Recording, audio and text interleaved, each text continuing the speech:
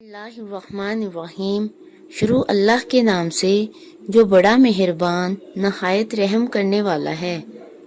جو مسلمان کسی مسلمان بھائی کے عیب کی پردہ پوشی کرے گا تو قیامت کے دن اللہ تعالیٰ اس کے عیبوں کی پردہ پوشی فرمائے گا۔ السلام علیکم اسلامک اردو پوائنٹ کے ناظرین، امید کرتی ہوں کہ آپ سب لوگ خیریت سے ہوں گے۔ جو وظیفہ میں آپ کو آج بتانے جا رہی ہوں وہ 21 رمضان المبارک کا خاص وظیفہ ہے۔ یہ خاص وظیفہ بے اولاد حضرات کے لیے اور ان حضرات کے لیے ہے جن کی شادی نہیں ہو رہی۔ 21 رمضان المبارک کے 4 نوافل یہ اولاد کے لیے ہیں اور شادی کے لیے ہیں۔ آپ نے 21 رمضان المبارک کو یہ 4 نوافل ادا کرنے ہیں۔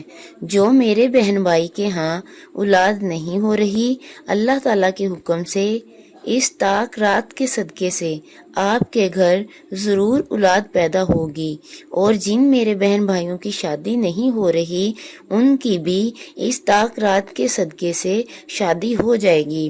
بس آپ نے اللہ تعالیٰ پر یقین رکھتے ہوئے اس عمل کو کرنا ہے۔ رمضان المبارک میں طاق رات بہت اہمیت کی حامل ہیں۔ ان طاق راتوں میں اللہ تعالیٰ دعائیں ضرور قبول فرماتے ہیں۔ ان طاق راتوں میں ایک 21 رمضان المبارک کی رات ہے۔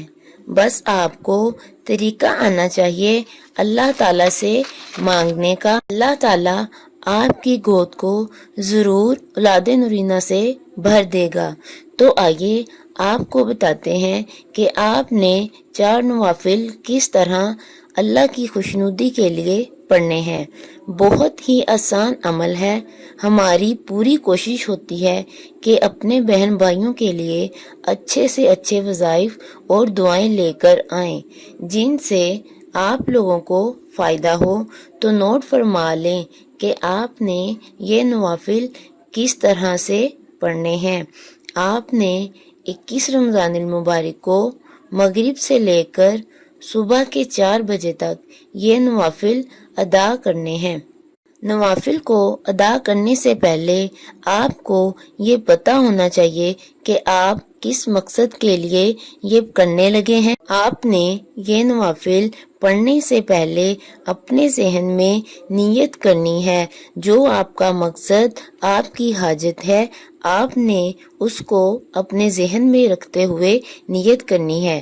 آپ نے نیت ایسے کرنی ہے، میں 4 رکعت نوافل ادا کرنے جا رہی ہوں یا کرنے جا رہا ہوں، اور یہ حاجت کے لیے اور اللہ تعالیٰ کی خوشنودی حاصل کرنے کے لیے۔ منہ میرا قبلہ کی طرف، اللہ اکبر۔ پھر آپ نے ثنا پڑھنی ہے، پھر سورہ فاتحہ ایک بار پڑھنی ہے، پھر سورہ قدر ایک بار پڑھنی ہے، پھر سورہ اخلاص ایک بار پڑھنی ہے۔ پہلی رکعت مکمل ہو گئی۔ دوسری رکعت کے اندر ثنا نہیں پڑھی جاتی۔ سورہ فاتحہ، سورہ قدر اور سورہ اخلاص پڑھنی ہے۔ اسی طرح تیسری رکعت اور چوتھی رکعت پڑھنی ہے۔ جب 4 رکعت پوری ہو جائیں تو سلام پھیر لیں۔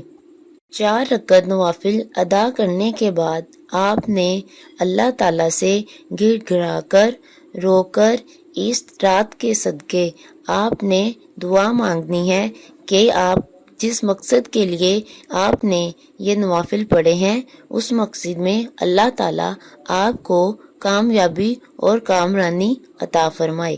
اگر آپ کو ویڈیو اچھی لگی ہو تو میرے چینل کو سبسکرائب کریں، کامنٹ کریں اور لائک کریں۔ شکریہ۔ اللہ حافظ۔